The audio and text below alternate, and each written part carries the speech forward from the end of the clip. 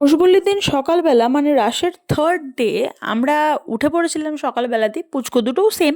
আর উঠেই যে সারপ্রাইজটা পেলাম সেটা হচ্ছে এই যে বনু চলে এসেছিল।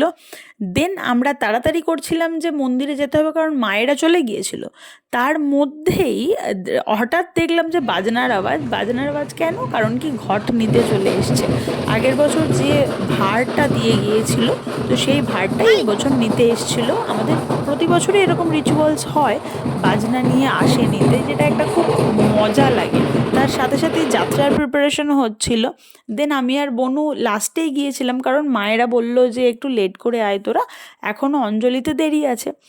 তো ওই বলে না, মা যখন টানবে তখনই যেতে পারবো।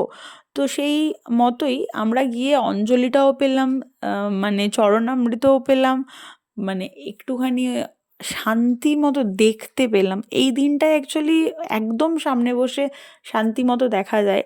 তো গিয়ে কমপ্লিট হলো অঞ্জলি, তারপরে আমাদের বড়দার সাথে দেখাও হয়ে গেল। দেখা হয়ে আমরা বাড়ির পথে আসছিলাম, দেন দেখলাম শাড়ি পরে পুচকুটে যাচ্ছে ঠাকুর দেখতে। আর বিকেলবেলা ছিল শিবের বিয়ে, সেই জন্য শিবকে মালা পরাতে হবে, কারণ নাহলে আইবুড়ো ভাতের জন্য বেরিয়ে যাবে, আর বেরিয়ে গেলে আর মালা পরাতে পারা যাবে না। দেন শুরু হলো বিকেলে রান্নার প্রিপারেশন।